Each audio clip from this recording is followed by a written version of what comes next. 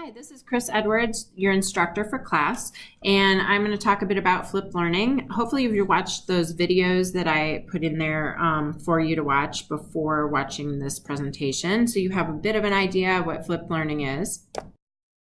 So I'm going to give you a definition here.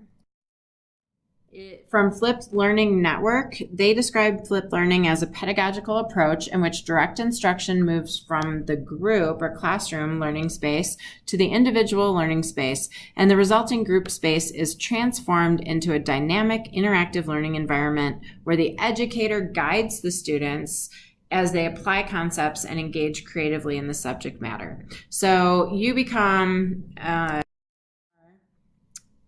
more of the guide on the side than the sage on the stage. So in the traditional classroom, a teacher holds the knowledge, gives it to the students, and then they practice at home.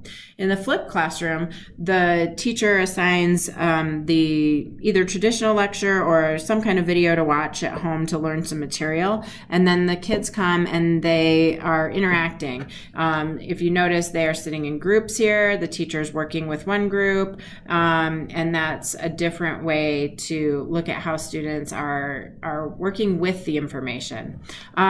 Students watch lectures at home or anywhere, anytime. So they could be on their phone, on the bus, or in their home, on a computer, on a phone, on a tablet, anything that's connected to the internet. They watch it at their own pace, communicating with peers and teachers, possibly via online discussions or a Schoology quiz you could give them to make sure that they've watched the information. There's lots of ways to go about it. Concept engagement takes place, though, in the classroom with the help of the instructor. So kids really learn to synthesize the information, analyze it, do something with it in the classroom. Flipping can help busy students because they've got sports and things after school, and it's pretty easy to watch a video rather than doing the traditional kind of homework. It's doesn't require quite the same amount of effort from the student because you're just trying to take in the information. It helps students of all abilities to excel. It increases student to teacher interaction in the classroom because you have more time. You're not just up in front of the kids the whole time. You're working with the kids on what they need at the moment. And it allows students to pause and rewind their teachers. So if they're confused about something, or they spaced out, or they got distracted, then they can pause and rewind. Flipping allows teachers to get to know their students better because they're spending more time with each student. It increases student-to-student interaction through small group activities and labs or whatever you're having them do, and allows for real differentiation. You might have a station rotation model in your classroom where you can pull kids, a group of kids, to talk to them about what they need that might be different from another group of kids. It changes your classroom management quite a bit when you flip your class because you're not just having kids sit in rows and listen to you. You're having them up and moving around and doing things. So that's important to think about. It also can change the way we talk to parents and make your class transparent to your parents and educate your parents. Instead of bringing home homework where they haven't gotten the instruction and they don't know how to help their kids sometimes, instead, the kids just have the parents do the homework.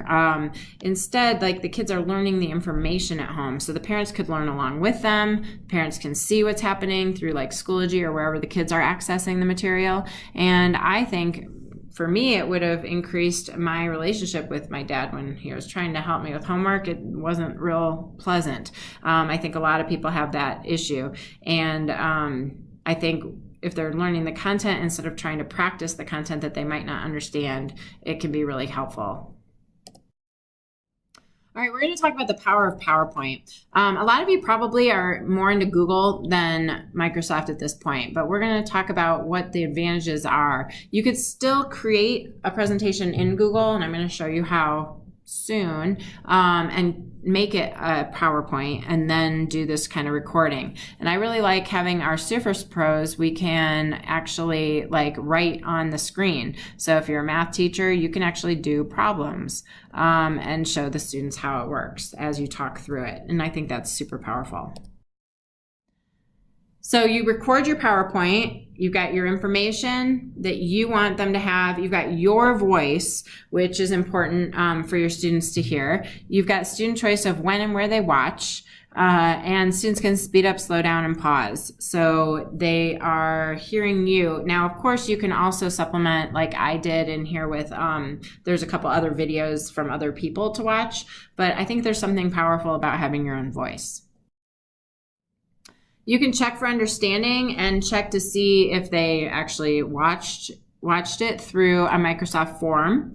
Like this is in a Microsoft form, and you are going to answer a few questions at the end. You could have a Schoology quiz. You can put it in there too. Or you could use something like PlayPosit or Edupuzzle.